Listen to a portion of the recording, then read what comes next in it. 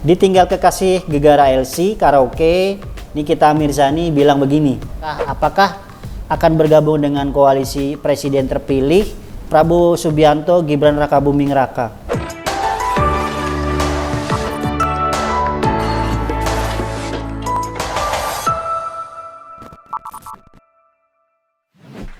Hai Sobat Negeriku, jumpa lagi di reactionjpn.com.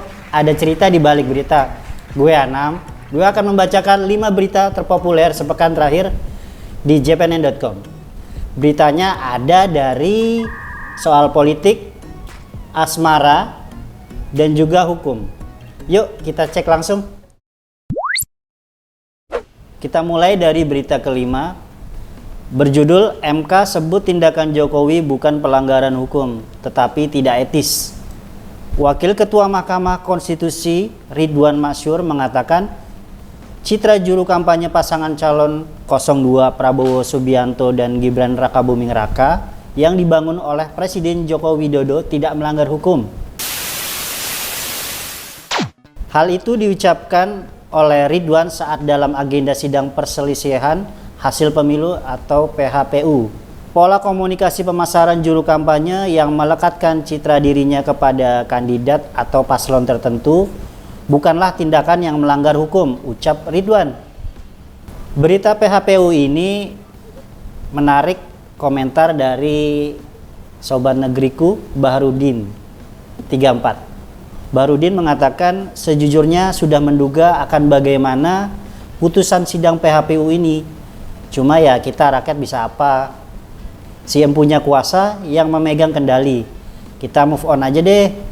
Biar Prabowo dan Gibran bekerja, siapa tahu bagus. Ya kita harus mencoba untuk melapangkan diri ya, menerima apapun hasilnya. Kita doakan aja yang terbaik buat Pak Prabowo dan Mas Gibran dalam memimpin bangsa ini. Semangat! Let's go! Komentar datang juga dari Mas Kurniawan Todi.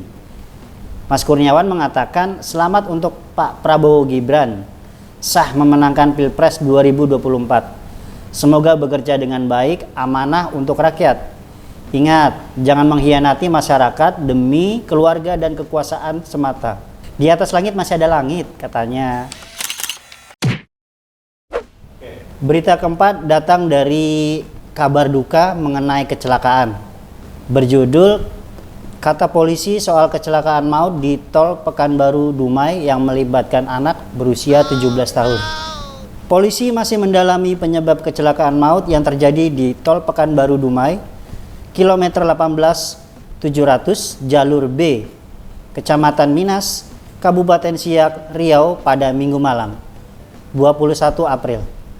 Kami masih melakukan olah TKP hari ini karena sesuai kejadian lokasi terlalu gelap dan kami utamakan evakuasi korban terlebih dahulu, kata Kasat Lantas Polres Siak AKP Fadri kepada jpn.com. Berita kecelakaan ini turut mengundang komentar dari Sobat JPNN Hasan Yudi. Hasan mengatakan berhati-hatilah saat berkendara, musibah mengintai kita dimanapun, turut berduka cita untuk korban kecelakaan lalu lintas. Komentar datang juga dari Mbak Anya Narita. Apa mungkin sebaiknya aturan mengendarai kendaraan, terutama mobil, diatur lagi? Hanya bisa dikemudi untuk usia 18 tahun ke atas. Tapi emang sih, namanya berkendara, konsentrasi penuh sangat penting, berapapun usia pengemudinya. Wah, dari berita terkait kecelakaan ini kita perlu belajar bahwa ketika lelah sebaiknya istirahat. Dan bagi orang tua untuk lebih mengawasi anak-anaknya untuk membawa kendaraan apapun itu, baik itu kendaraan roda 4 maupun roda 2. Yuk lanjut ke berita ketiga, masih terkait politik. Pasca putusan MK, PDIP terbitkan 5 poin sikap. Simak. Partai PDI Perjuangan mengungkap 5 poin sikap setelah Mahkamah Konstitusi membuat keputusan perselisihan hasil pemilu atau PHPU untuk Pilpres 2024. Sekjen PDI Perjuangan Hasto Kristianto mengatakan Hakim MK seharusnya memutuskan PHPU untuk Pilpres 2024 dengan hati nurani hingga berpihak kepada kepentingan bangsa dan negara. Yuk kita simak salah satu poin sikap yang diterbitkan oleh Partai PDI Perjuangan. Salah satu poin sikap yang dikeluarkan oleh Partai PDI Perjuangan yaitu 1.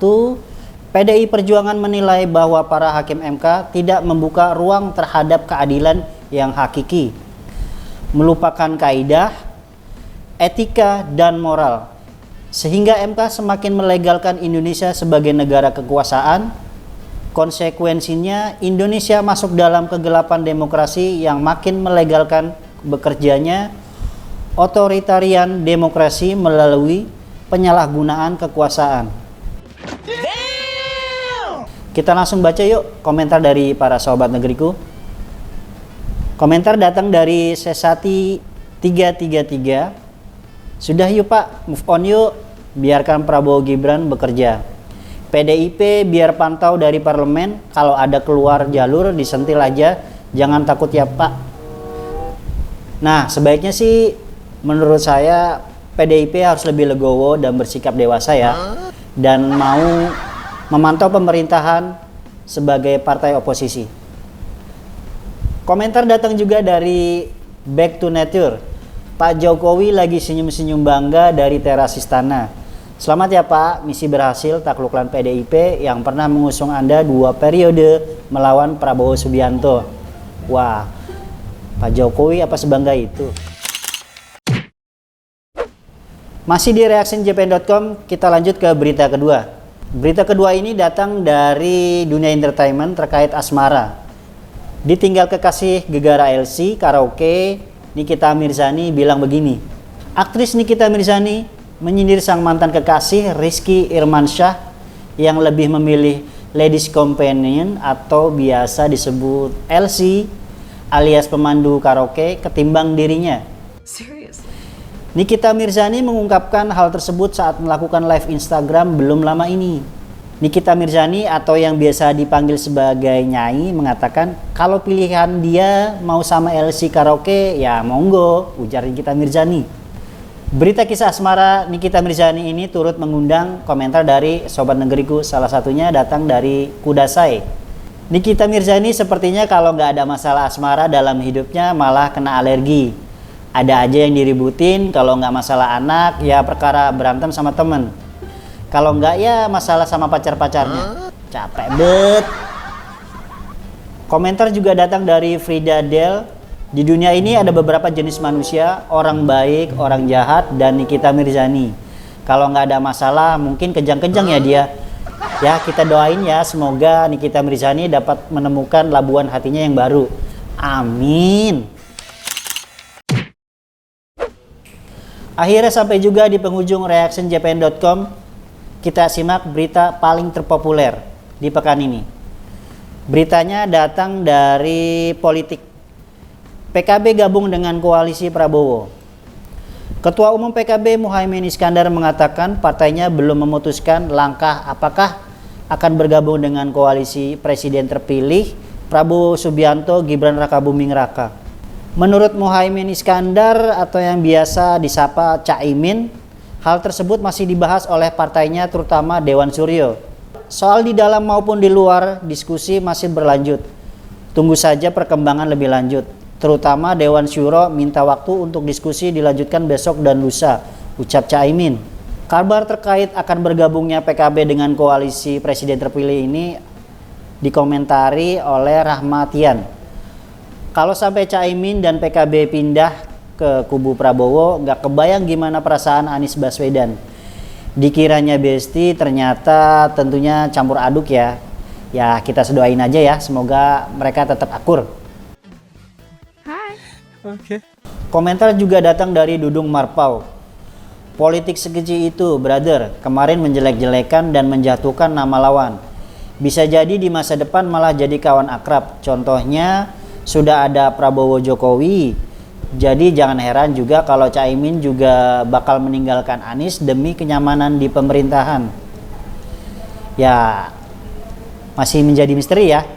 Tapi semoga dengan bersatunya partai-partai yang kalah bisa membuat solid dan menguatkan pemerintahan untuk bekerja lebih baik lagi. Amin.